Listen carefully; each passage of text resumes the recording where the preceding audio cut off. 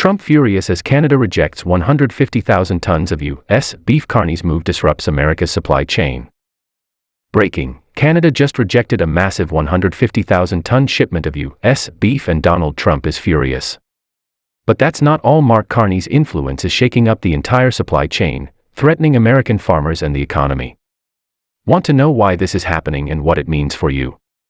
Stay tuned. Hey everyone, welcome back. Today we're diving into a major trade controversy that's rocking the U.S.-Canada relationship.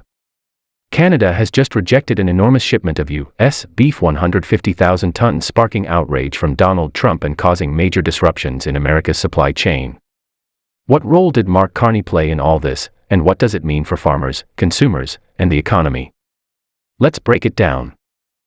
Let's break down what's happening here and why this matters not only for beef producers and consumers but also for the broader economy. First, the sheer size of the shipment is staggering. 150,000 tons of beef is an enormous volume, enough to supply millions of people for months. The U.S. beef industry has long relied on exports to Canada, a close trading partner, so this rejection is a significant blow. The shipment was turned away because of new regulations and quality standards imposed by Canadian authorities.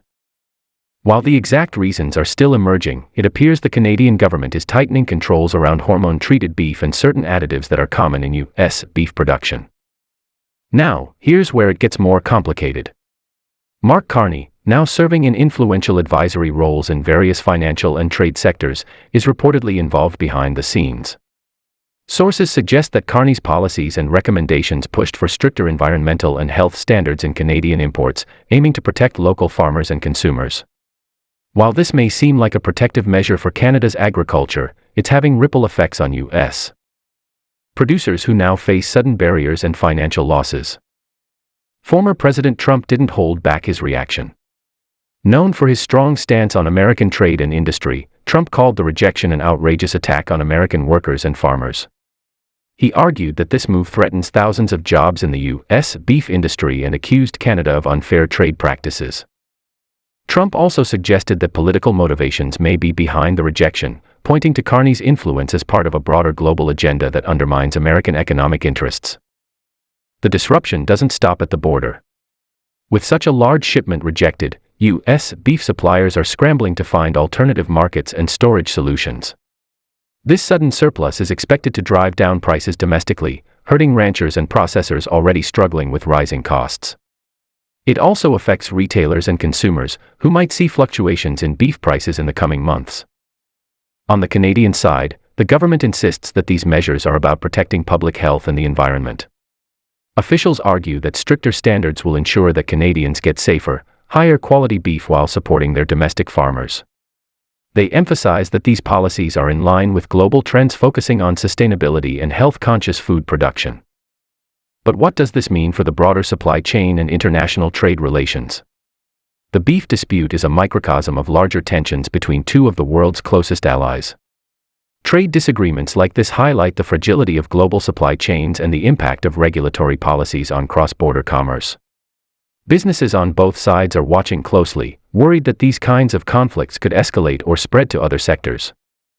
For consumers, this means it's more important than ever to pay attention to where their food comes from and how international politics can affect availability and price.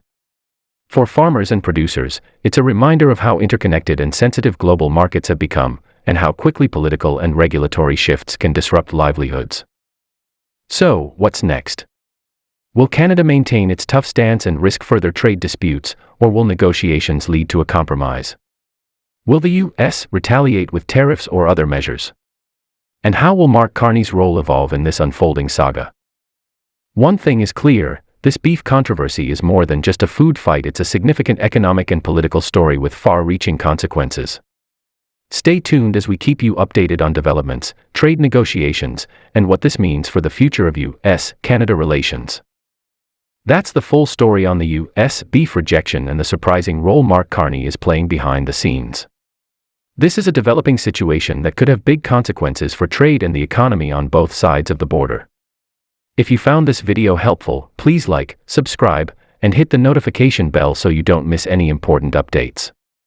Thanks for watching, and I'll see you next time.